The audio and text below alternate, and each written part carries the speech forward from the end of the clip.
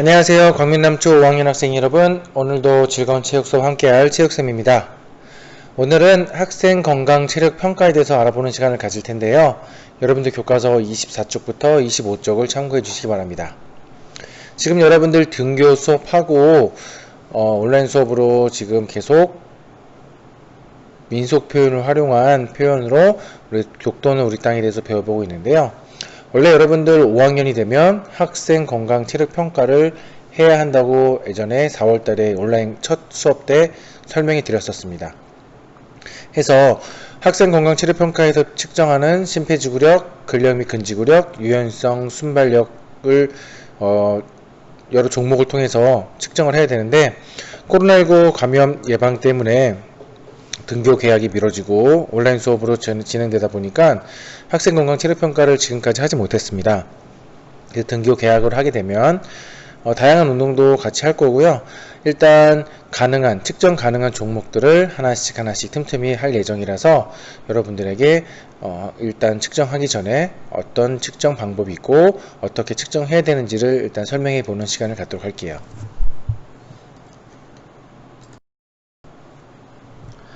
일단 학생 건강 체력 평가는 팝스라고 하고요. 초등학교 5학년부터 고등학교 3학년에까지 재학하는 우리나라의 모든 학생들은 1년에 한 번씩 학생 건강 체력 평가 팝스를 측정하게 됩니다. 이는 학생들의 건강을 체력을 측정하고 평가하기 위해서 실시되는 내용이고요. 이 측정된 내용들은 여러분들의 생활기록부에 다 기록이 되게 되어 있습니다. 그래서 초등학교 5학년이 된 여러분들은 팝스 학생 건강 체력 평가를 처음으로 측정하게 되는데요. 측정하는 항목은 총 5가지 항목이에요. 심폐지구력, 근력 및 근지구력, 유연성, 순발력, 비만. 이게 총 5가지인데요.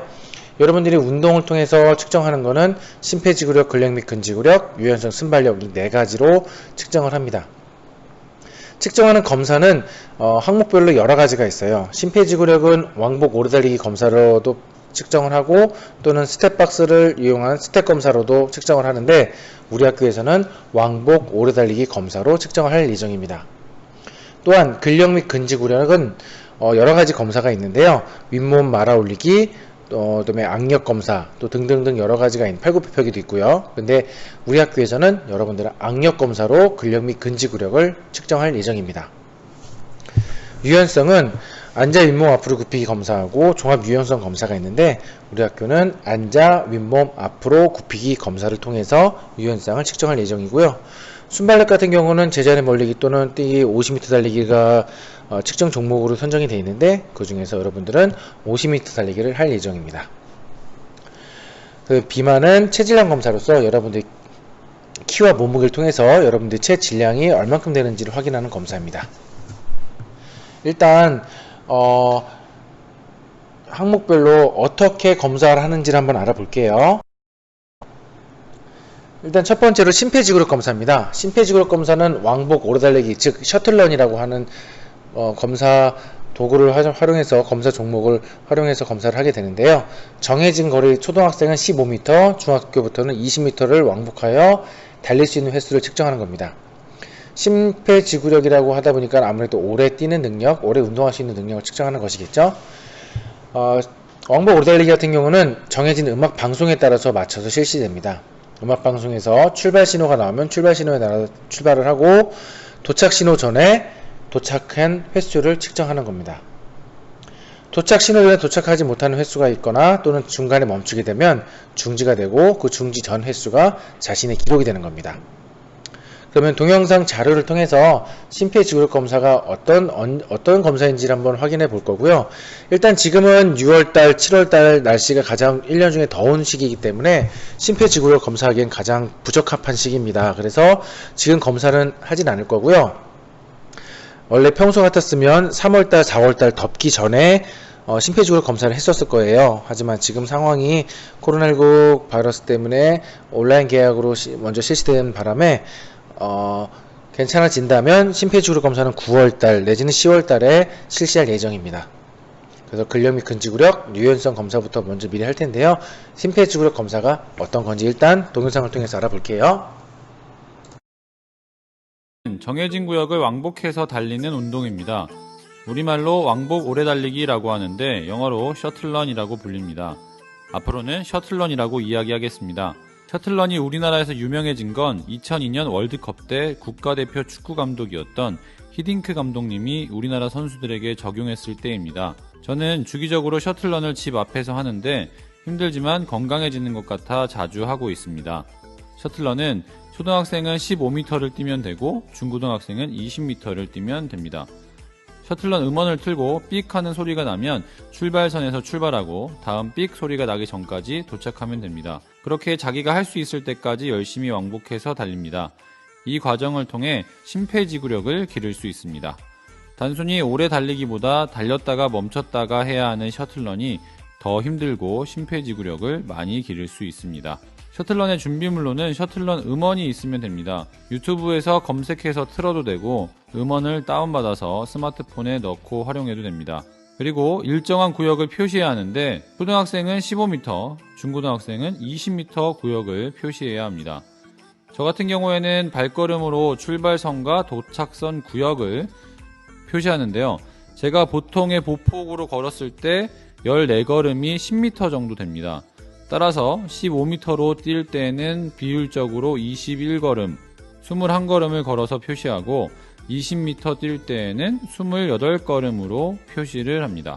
다음은 셔틀런 하는 방법에 대해서 설명드리겠습니다. 처음에 셔틀런을 할 준비가 되었으면 출발선에서 음원을 틀고 기다립니다. 준비. 음원에서 출발이라는 소리와 출발. 함께 반대편으로 1단계. 뛰기 시작합니다. 다음 신호음이 소리가 나기 전에 도착선에 도착해야 하며 먼저 도착했다면 다음 신호를 기다립니다.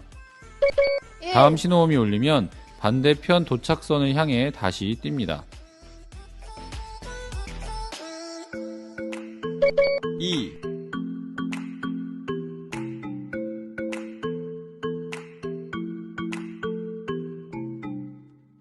3.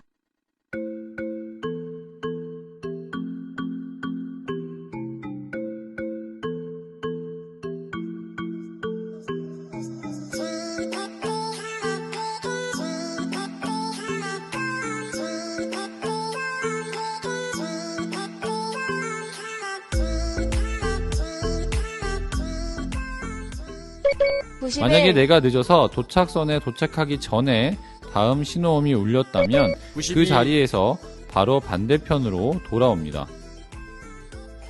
93. 94. 그렇게 2번 실패하면 실패하기 95. 직전에 성공 횟수가 4 기록이 됩니다. 다음으로 셔틀런 기록과 등급에 대해 보충 설명드리겠습니다. 이 기준이 교육부에서 제시하는 기준인데요. 초등학교 6학년 남학생의 경우 112개까지 해야 1등급이고 20점 만점이 됩니다. 104개만 넘으면 1등급이지만 1등급이라고 같은 1등급이 아닙니다. 20점짜리 1등급이 있고 16점짜리 1등급이 있어요.